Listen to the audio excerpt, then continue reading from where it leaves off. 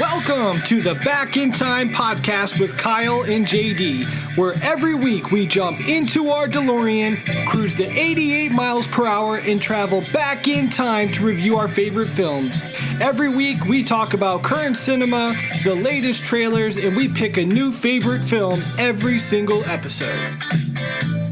But I need a nuclear reaction to generate the 1.21 gigawatts of electricity. 1.21 gigawatts! Don't say that! Never say that! Goonies never say die! We're the best, we're the beautiful, we're the only Ghostbusters. Now, here's your host, Kyle Autry, and his co-host, JD. Welcome to the Back in Time podcast. I'm your host, Kyle Autry, joined as always by my co-host, JD. JD, how are you, man? I'm a candied bunny. I like it. Chocolate? Vanilla? Cotton candy. Cotton candy. Oh, Hey, it's a Golden Girls reference.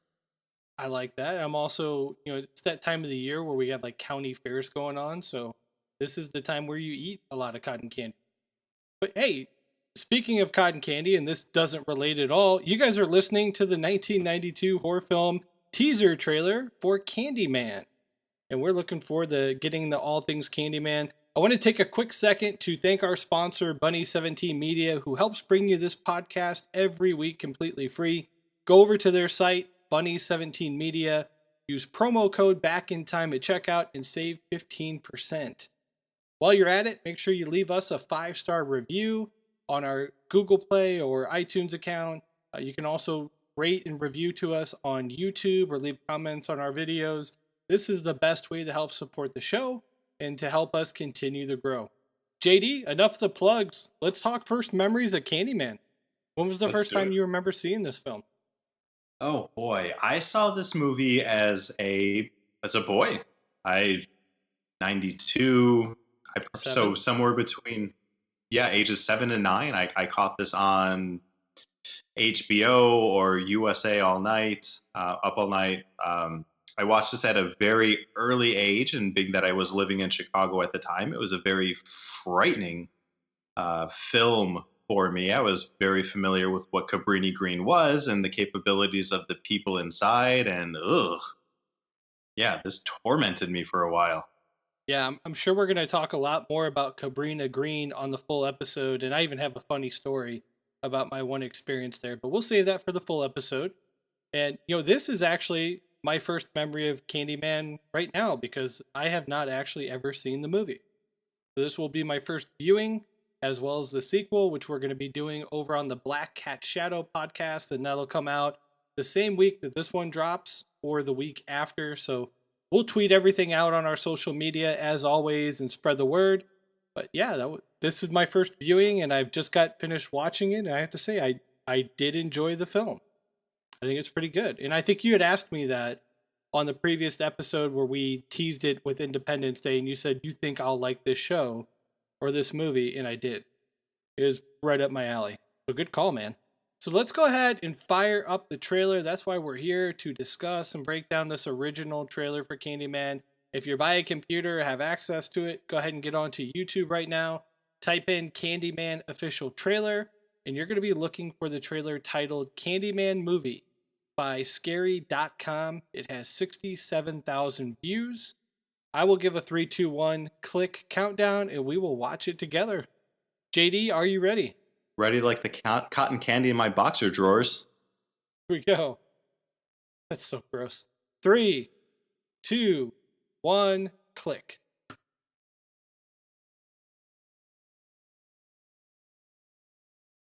Have you ever heard of Candyman? If you look in the mirror and you say his name 5 times. In cities everywhere, Candyman. they whisper his name. Right. Candyman. It's just a story. Candyman. Candyman. Just a ghost story. Candyman. An entire community starts attributing the daily horrors of their lives to a mythical figure. The legend first appeared in 1890. He was attacked, mutilated, and burned to death. Poor Candyman. Helen, a woman died in there. Leave it. Everyone knows he isn't real. That's modern oral folklore. Everyone. Except Helen Lyle. It ain't safe around here. I don't scare too easy. You don't know about Ruthie Jean? They ain't never gonna catch him. Who? Candyman. Who is that? I came for you. Do I know you? Now she is about to discover Helen? Get out! Get out! what's behind the mystery. I'm sick. What's behind the legend. Listen, he's under the bed. And most terrifying of all, Come with me. what's behind the mirror. He's here.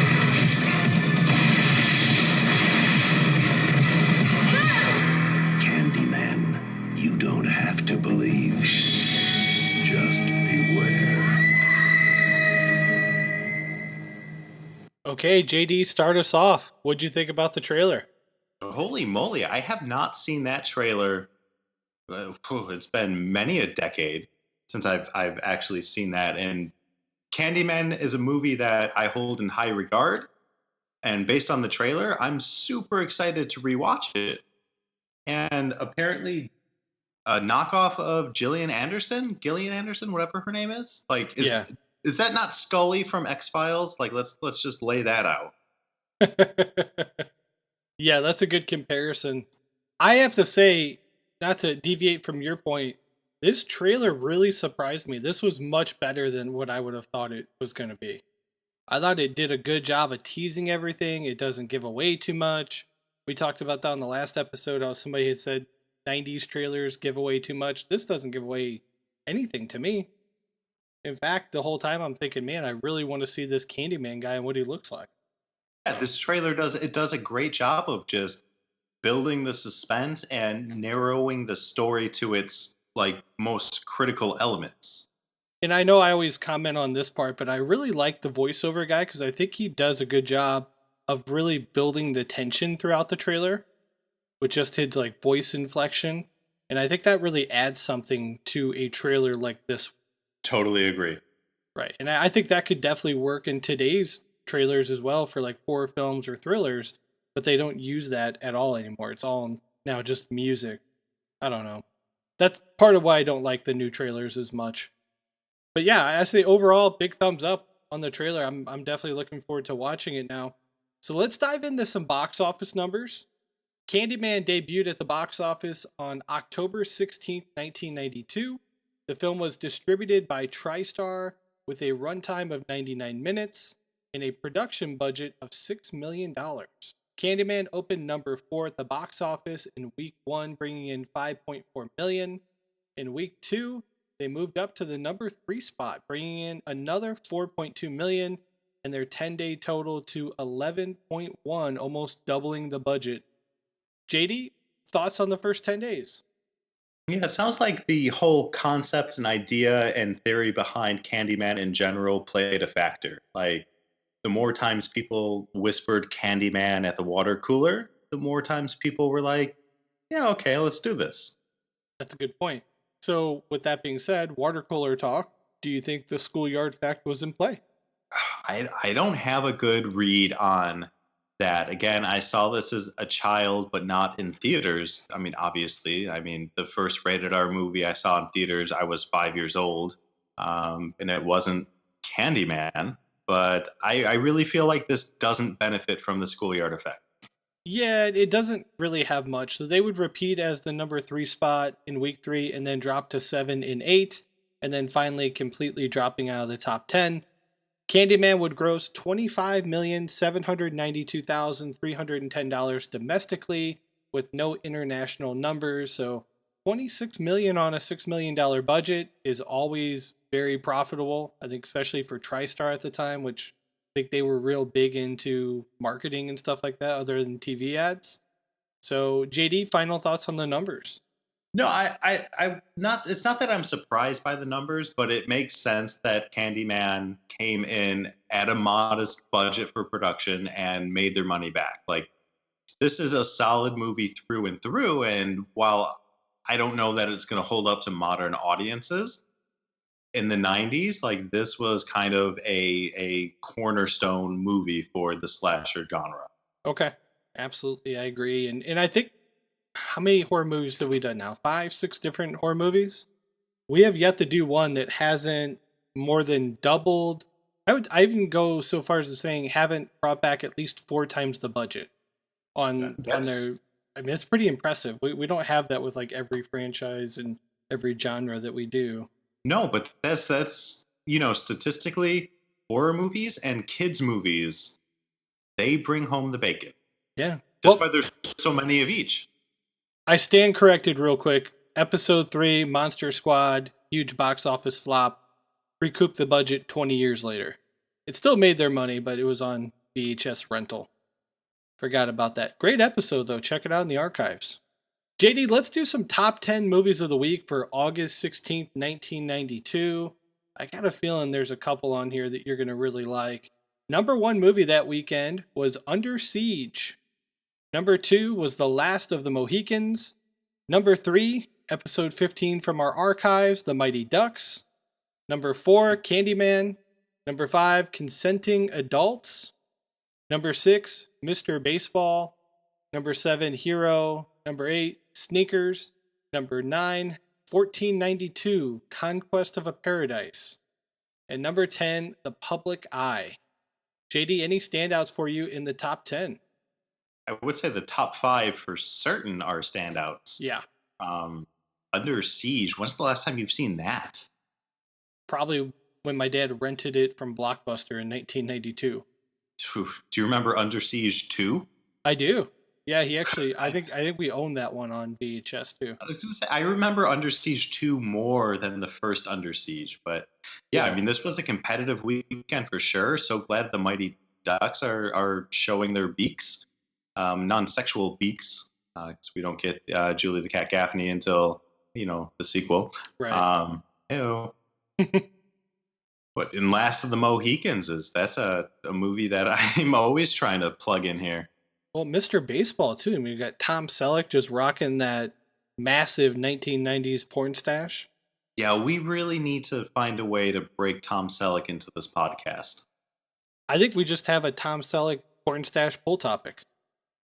Ooh, We I only like pick that a movies lot. where he's got the best mustache. Or it can just be best mustaches overall. Ooh. Is there anything with Raleigh fingers in it? I have one of his baseball cards. Yeah. Good player. Oakland A back in the day. Yeah, so for me, Mr. Baseball stands out as just ones that we haven't done. I think Under Siege would be cool. I don't know that Steven Seagal is going to win a pull topic, though, so that might have to be one that we put in there. And, of course, Mighty Ducks, again, in the archives. That's a great episode to listen to. Let's talk about the critic and audience response for Candyman. As usual, we're going to use Rotten Tomatoes and kind of see how the critics responded. And I'm going to switch it up this week. I'm going to move away from Rotten Tomatoes for the audience. I've got something different to throw at you, JD. But let's go ahead and break it down for us here. How do you think the critics received Candyman? Okay. From what I remember and from what I'm seeing in this trailer, I feel like there is a lot of critic bait to be had. This is a well-acted movie. The soundtrack is phenomenal. It's not your traditional kind of slasher horror movie. It has a lot of cues from Wes Craven movies, but not necessarily mimicking them. I really feel like the critics smiled at Candyman for being a breath of fresh air, and I'm going to say they 77%. Ooh, good guess. You're almost right on the button. It came in at 70%. Not bad at all. I'll give you the audience score on Rotten Tomatoes. It was 61%. And then I'm going to dive into something else here in a minute. But let's hear from a couple of the critics. Old buddy Roger Ebert gave the film 3 out of 4 stars and said elements of the plot may not hold up in the clear light of day, but that didn't bother me much. What I liked was a horror movie that was scaring me with the ideas and gore instead of simply with gore. JD, thoughts on Raj Ebert? Yeah, I would agree with him 100%. Like, this is a movie that sort of opens the back door to terror and horror. Like, that's the beauty part of what I think even modern horror movies like Get Out establish. It's not the idea that you're going to get stabbed in the gut. It's every moment leading up to the fact that you might. Oh, good point. I like that. Janet Maslin of the New York Times gave it 3.5 out of 5 stars and said the film's spooky atmosphere is accentuated by Anthony B. Richmond's cinematography and Philip Glass's score. I'm sure we're going to talk about that more in the full review. But yeah, what did you think of the cinematography and the score? So I think that cinematography wise, it goes a great deal of moving away from Camp Crystal Lake on, for Friday the 13th. And then what is a Nightmare on Elm Street, Spring Hill, Ohio, Yeah. We're talking a lot of really condensed, minimal situations. And then Candyman puts a new spin on what that looks like overall. And it's very unique. And again, Glass did a great job with the soundtrack. Yeah. I mean, legitimately, they're lucky to have filmed there and not have something bad happen. And that was legit one of the worst places in the country to be in. I mean, you didn't even want to stop your car at a stoplight. Oh yeah, in that little part of town. So good on them for making the commitment. Last one here on the critic side, Richard Harrington of the Washington Post was also complimentary and said Madsen is a much better actress than we usually find in such a role. However, if you don't like splashes of blood or bees swarming out of bodies, you may want to think twice about this one. I like his take on the review, as in this is really good, and if you don't like blood and bees, you should stay away. Almost tempting you to go see it and calling you a wimp if you don't like that stuff. What'd you think? Yeah, I mean, if this isn't your cup of tea, guess what? You're not going to like the way it tastes. Mm-hmm. Let's hear from a couple of the actual customers, the people that have bought the DVD. So I'm using Amazon Prime, and based off of 122 purchases, this film has a 4 out of 5 star rating. And one of the reviews on here from Binky Shadarea says, makes my mouth water for the sequel. Of course, the big discovery for me here was Virginia Madsen. Wow. Her beauty is reminiscent of Molly Ringwald and of Gillian Anderson. Good call by you. And it's really all on her own. What do you think about the customer feedback? 4 out of 5 stars. Pretty good. Yeah, I think that's a good way to go in this, Kyle. Like, props to you for going straight to customer feedback as opposed to audience. Because that's what matters, I guess, at the end of the day. Yeah. What is the customer? If you're paying to see this movie, are you enjoying it? Are you not enjoying it? Are you thinking of Molly Ringwald? And apparently, whatever dude's name was thinking about Molly R. His name was apparently Binky. I thought you said Snuffleupagus. That was the last name. Oh, of course. So yeah, I thought that'd be cool to do that. Maybe we'll continue that moving forward.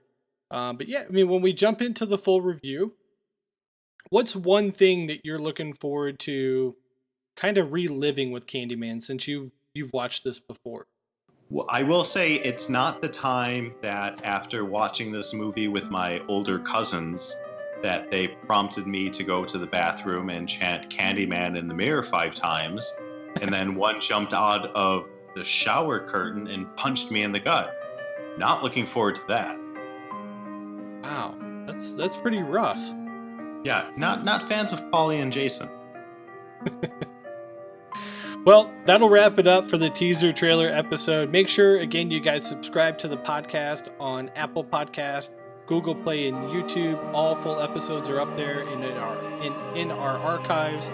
Remember to rate and review as well while you're there. Drop us a 5-star review. You can shoot us an email over at backintimepodcast@gmail.com. Leave us some feedback and what you want to hear us cover next. And then don't forget to support our sponsor, Bunny17 Media. Promo code is back in time at checkout, and that saves you 15%. It's time to climb back into the DeLorean, punch in today's date, and return back to present day. We'll be back with the full review on Wednesday with Black Cat Shadow. See ya!